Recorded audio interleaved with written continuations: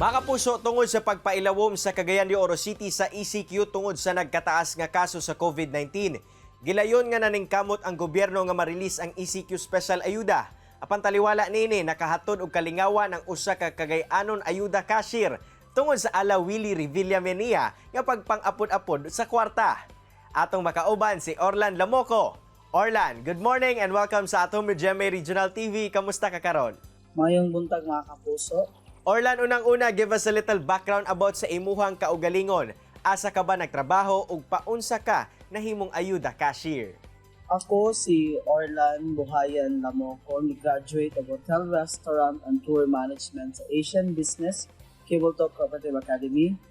Nakagraduate usab ako sa Bachelor of Technician Teachers Education sa University of Science and Technology of Southern Philippines or USTP.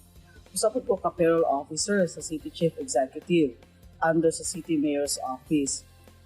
Unsa pod ba ang imuhang naisip diyang nahibaw-an nimo nga nalakip di ay ka sa mag-apod-apod sa special ayuda? Siyempre nalipay kay usaw sa ako ka DSWD enumerator. Kani adto sa wala pa gid ko connected sa City Hall.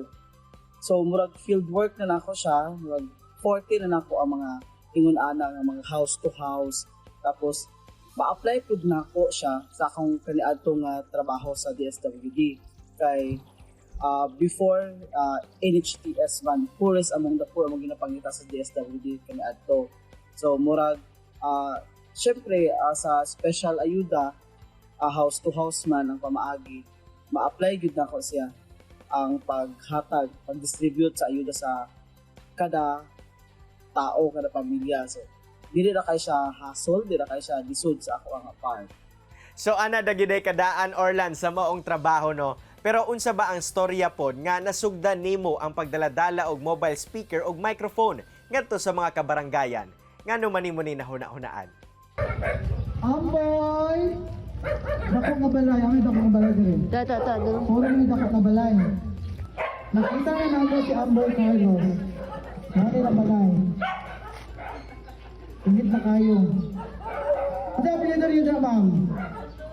Tunggulan? Wala. Diray mag-aabi, ang pinadari? Ha? Middle? Naunawaan ako ni atong na-assign ko sa Barangay Bulwa, ay Balulang sa Xavier Heights. Ilang balay dito sa Xavier Heights is concrete. So, miskin saan ni mo tok-tok or shagit, dili gyud kan lamadunggan. So, what I did, kay nakita man ako tong mamaligya ay sa speaker, yung gibaligya sa ako 2.8. Tapos, wala na ako gi-mind, mahal kayo 2.8. So, naabot siya, hangyo na po sa kuha, o 1.8 siya, mismo ng hangyo, 1.8 na lang daw niya. Kaya tungod, wala daw siya kadawat og ayuda. So, syempre, tabang na lang po daw po sa iya nga paliton ng iyang speaker with microphone, tapos with flash drive. Ming viral sab sa social media ang imuhang pinasahi nga paghatag sa ayuda nga ala Willie Revillame. Unsa ba ang ideya niini?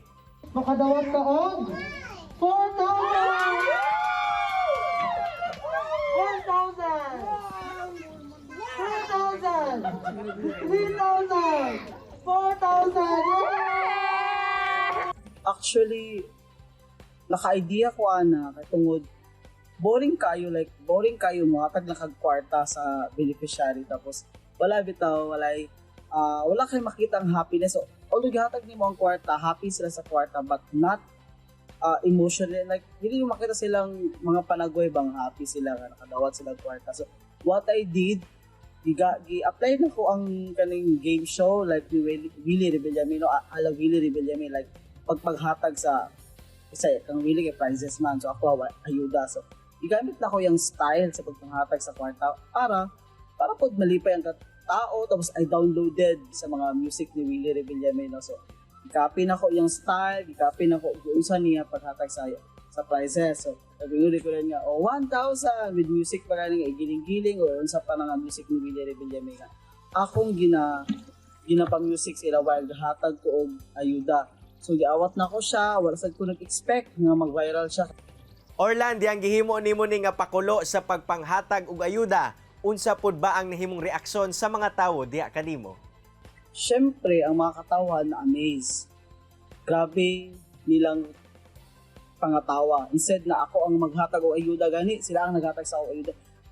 Last week may naghatag sa ako og kaning wireless microphone, tapos with 300 nga kwarta, tapos napag yung naghatag sa ako og yema, tapos napag gahatag sa ako og mga sapatos, 2 kabok sapatos kani nga moabot nga nag-send sa ako og message nga hatod sa sapatos kay nalipay lagi sila sa ako ang style pagpahatag og ayuda. So murag nalipay pud ko kay napod nalipay nga tao nga despite sa nahitabo, despite sa we're facing right now sa pandemic, with my strategy ba na murag effective yun ang paghatag na ko og ayuda, pagpalipay sa ilaha murag makagaan po sa ginawa ba. Maayo kay daghan gyud og nalingaw og naka-appreciate sa imuhang mga efforts, Orlan. Pero ikaw ba, unsa imong gibati nga nakahatag ka og tabang ngadto sa katawhan?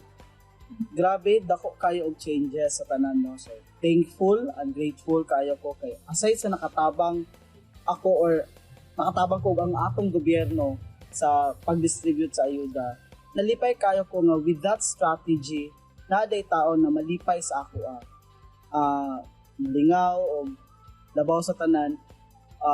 Grabe na ilang pag-add sa ko sa Facebook, ilang pag-follow sa Facebook, although dili mi friend, grabe ilang message like mag-amping, stay safe.